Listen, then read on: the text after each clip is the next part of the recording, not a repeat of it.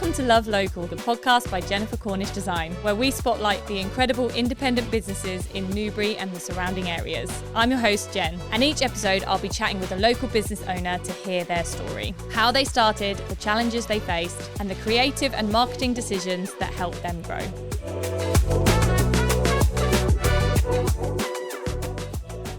Welcome to Love Local. On this episode, we're joined by Janine from Educafe. Welcome. Thank you for coming on. Thank you for having me. Shall we start with telling us about Educafe, how you started, what it's all about, and your role within it? Sure. So Educafe opened its doors in summer 2021, and we were commissioned by the local authority, so West Berkshire Council.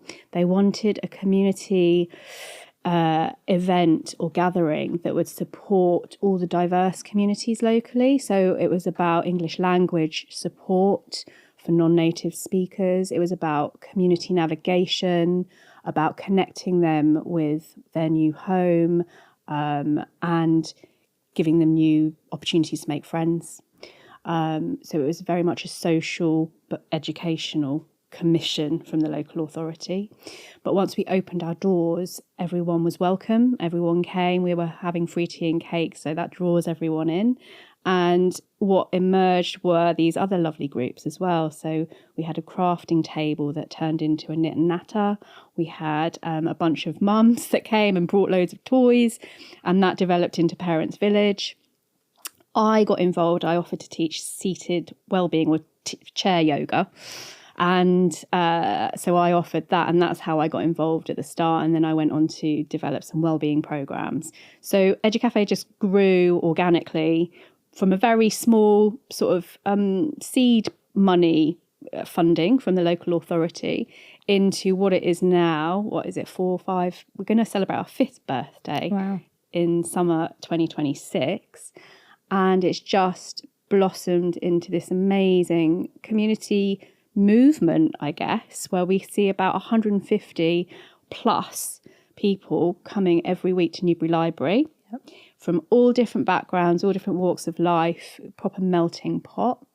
So it's a very unique thing to see, which you don't see very often. You know, I grew up in London, and I always say I never saw a community gathering like this. So I'm really proud of what it's become, but it's kind of done that organically, with a lot of careful management behind the scenes and help from various experts along the way, smart comms, smart marketing, but also people from our community here in and around Newbury have come forward. They've volunteered their time, and that's what's really made it, is everyone who's contributed time for free quite often, pro bono, not just on the day itself, but behind the scenes. So very grateful, Jen. Thank you for being part of our journey.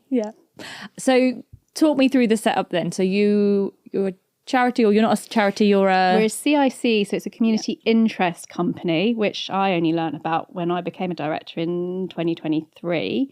And it's basically a not-for-profit. So whilst we're a limited company, all our profits go back into the community. We try to build up surplus and reserves, and so we do ask for donations. We get grant. We're eligible to apply for grant funding.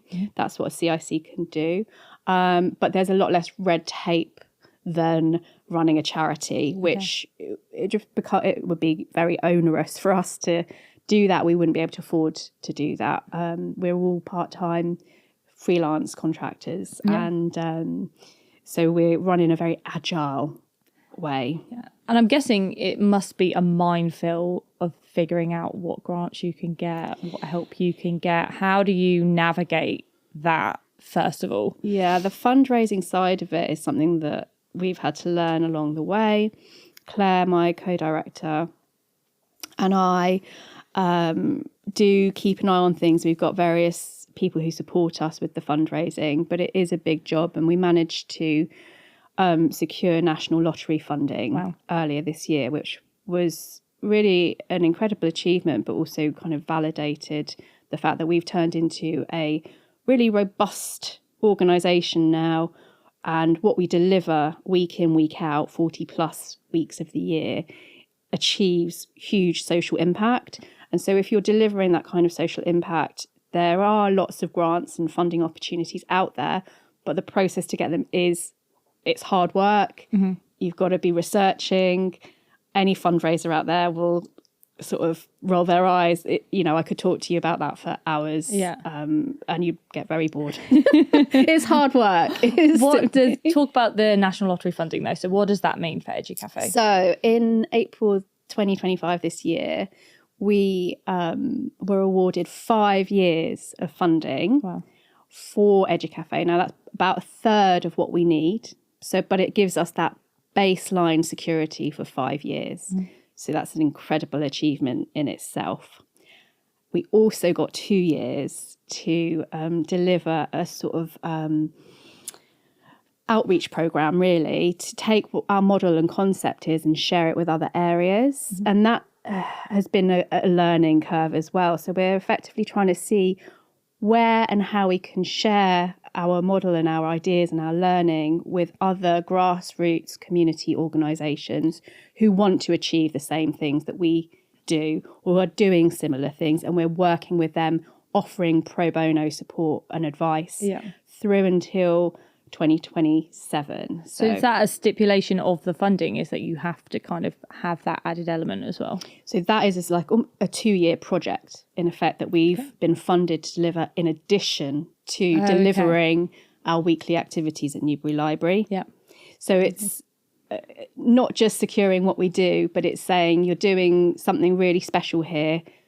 How can you scale up, and how can you perhaps look at the concept to effect system change elsewhere? Yeah. If Newbury's got this wonderful model and it's working so brilliantly, why can't other cities and towns have this? And there are loads of community events out there that do similar things to us, but we're quite unique in our combination of the English language support, the community navigation and the resettlement, particularly for asylum seekers and refugees. Mm-hmm.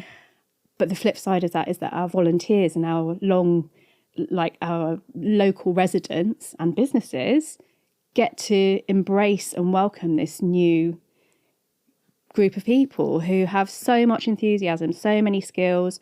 We've got Ukrainians, Hong Kongers, Afghans, every country. We've got something like over 25 different languages spoken in Chatty Corner. So these people are trained doctors, teachers, engineers, chefs, all sorts of skills. And so we're equipping them with the language skills to make this their home and to have a good life here. Okay. And then if you take it back to the beginning then, what were some of the biggest challenges when you were first starting out and when you came on board that you had to kind of overcome? Yeah. So I think the biggest one is we didn't expect it to be as popular as it was. We were expected or commissioned... Which is great, yeah. We were expected to deliver a community event or cafe, drop in for about 30 to 40 people. Yeah. And from day one, and I went to the first Educafe, and I remember at the Globe Indoor Garden when it was open. Shout out to Colin and Katie. Yeah. Who let us be there. And, there were not 30 or 40 people there. There were 60, there were 80, and then there were about 100. Wow. And this is not just local people, but also local services, other charities, other community organisations. So it was a real, really brought out all parts of the community. We didn't expect it to be as popular. And now our last session before we shut for Christmas on the 7th of December, we had about 300 people there. Wow. Because we had carols from the Ukrainians and the Hong Kongers. We had Father Christmas there in Parents Village. So everyone comes out and is really excited to be there. And when you look at that journey from what was originally in the contract and what we were paid to deliver, it's always been above and beyond that. And so managing that number of people, managing a weekly event for 150 people, including vulnerable groups, children, babies, new mothers, older people, people with dementia, people who can't speak English. It's a huge feat to deliver that well. And what do you do in that moment? Because obviously, if you're suddenly faced with a lot more people than you were expecting, you're probably thinking, wow, okay, this is kind of being skyrocketed a lot faster than I could ever have thought for. So I think a lot of it comes down to event planning, comms, and communicating what we're doing. The logistical side, planning behind the scenes, is obviously a big part of what me and my team are paid to do.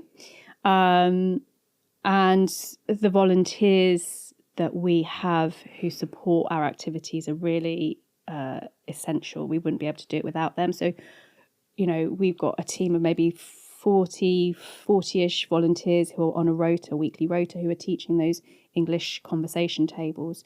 So we use our volunteers, we mobilise our volunteers to make this event happen, and without them we wouldn't be able to do it. Okay, so talking about comms then, what about your brand and marketing? Like, talk me through that journey. Well, I was thinking about this, and I remember seeing, when I sort of offered my chair yoga services, I think I'd seen the branding and I just thought, this looks professional. Yeah. It's clean, it's simple, it's straightforward, it's not trying to be anything. But it wants to achieve positive change. Like, there was something about your use of palette, colours, branding. Yeah. But I just think the simplicity of that branding and the website was a really good starting point. It helped us build a trusted brand. It made us recognisable. Yeah. And it's got a lot of use of colour in the logo and everything like that, which is really, really fun. Yeah. And then that's really easy to then transfer onto a website and build on. Yeah. And I mean, I love supporting community projects, so I think when the project came to me, I was a bit like, 100% I can help. And it's gone through a typical website journey, really, and it still is. It's still ever evolving. And I think, like with any business, you start off with quite a simple website. We didn't know what we were going to be. Exactly. And then as you've evolved, we've had to add more and more content to it, and then it's ever evolving still, which is amazing. And it's given us that flexible framework where we can do that without too much trouble. And helps with all the comms and all. So if anyone wants to find out about Educafe, just head to the website. All the information is on there. So what is one design and marketing decision that has made a big difference for your business? I was trying to think about this. It's difficult, but the one that just came to me very clearly was, in the early days, obviously, we hadn't actually delivered the event, but the photos were up there, and there was a lot of stock imagery. Mm-hmm. And I think I quickly noticed that we were starting to take photos, but I've got a comms background, and so when I was attending most weeks, I would be taking photos for socials, and I sort of did a bit of the socials as well. And I realised that we really needed to use that photography, the real life photography. Yeah. So that was probably one of the most important things that we could do quickly to really bring it to life and make it look more real. Yeah. Not just sort of a fake business or, fake event. Like, there were real people showing up every week. And now we still do that. We make a huge effort to capture the photography on a weekly basis, which doesn't come without its challenges, because not everyone wants to be photographed. No, I can imagine. But it's really important. So people see what's going on. They see real people. Yeah. And also for funders to see what we're delivering. The photos that I have now, that we have in our kind of gallery, is just beautiful. They just tell the story of Educafe. So I wonder whether there's a missed opportunity there to do something with that. Yeah, and I think when you do start a website, photography is a massive thing, because people don't necessarily have the budget for photographs. They, again, don't really know what they're trying to sell themselves. So stock imagery is a really easy way to pad it out, but everyone can tell that it's stock imagery. Mm-hmm. And again, depending on what you're selling, if you're trying to sell events, then you need the actual events. And I always say to people, it doesn't matter if you take it on your iPhone, doesn't matter, 'cause anything you can like that, you can edit it. iPhones are really good nowadays as well. Yeah. So even if it's temporary for a year, you have the iPhone images up on your website until you have the funds to have a photographer come and do it. Photography is key, especially in your marketing. So, because if you have a photo of a session, that's going to encourage someone to actually see it and go, oh, I can see it's in the library. I can see it's upstairs. It looks fun. It looks There's lots fun. of people. Yeah, there's lots of people there. I'm not going to be the only one. Yeah. So photography is a massive key in the marketing world. And any event that people are doing, I always say, take a load of photos. Yeah, I think it's like the most simple, it's probably what people are most scared of as well, because they don't want to get it wrong. But if you can just get a few shots and do that on a and keep it fresh and keep it live, especially for your socials. Yeah, and I've never known anyone to say, oh, that's a stock image, that looks really bad. But again, just having the real life photo just brings it to life, which is amazing. So you've talked about the lottery funding, which is obviously going to cover you guys for the next 5 years. What does that look like for Educafe? At the minute, you're based in the library. You've got loads of events there. What does the next 5 years look like? Well, I think it works really well at the library, and we don't have any intention to move. The whole point of Educafe and our concept is, we're making use of a public space that exists already. It doesn't cost any extra money. Lots of libraries are at risk at the moment, and this is a way to really bring it to life. So I think we had in the early days thought about whether we wanted our own space, but the challenge of that is that you're having to manage a venue, and it's hard enough for us to manage the number of people we engage with and our volunteers. The overheads it would just mean we need to grow our team, and we're not about growing our team and our impact here. Our impact in Newbury is great. We want it to see it happen in other locations. That's where the next 5 years and beyond goes. So one part of it is talking about our model and sharing it in other areas with local commissioners, policymakers, and other organisations who might want to bring their public spaces to life. And that's what my Togetherness project is called. That is the second part of the National Lottery funding. We're hoping to achieve that. So a big part of that is taking what works really well here and sharing it with other locations. That's what we'd love to see. I think the part in Newbury is about strengthening our local connections with our local businesses. So we have Friends of Educafe and Change Makers. We work with local businesses who support us. They make donations or they contribute their time in kind, and in return they get to be a friend of Educafe. They get promotion across our channels, promotion to our audiences, to our 600 plus WhatsApp members, so what I'd like to see is just strengthening those community ties and getting the support of local businesses to be involved and connected to our community. Keeping the number of volunteers going would be great. Yes, we may want to continue to get more funding, grants, and of course donations to support our work, but we want to become sustainable. We don't want to be forever relying on big handouts. And I think there is a real opportunity in communities to create that sustainable model.